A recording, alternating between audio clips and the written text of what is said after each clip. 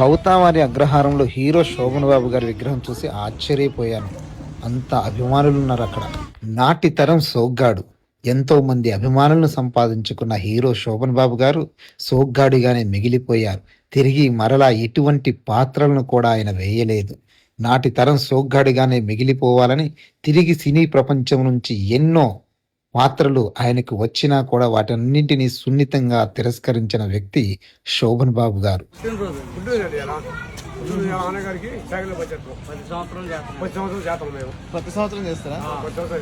కౌతావారి అగ్రహారంలో hero Shobhan బాబు గారి విగ్రహం పెట్టి ప్రతి సంవత్సరం ఆయన యొక్క పుట్టినరోజు వేడుకలు ఇక్కడ అభిమానులు విశేషంగా జరుపుకుంటారు. నేను చాలా దూరం ప్రయాణం చేస్తూ ఉంటాను, కానీ నాకెక్కడ కూడా ప్రయాణంలో హీరో శోభన్ బాబు గారి విగ్రహం కనిపించలేదు. మొట్టమొదటిసారి కౌతావారి అగ్రహారంలో మాత్రమే చూస్తున్నాను. అంతటి అభిమానులు ఇక్కడ అగ్రహారంలో ఆయనకి ఉన్నారు.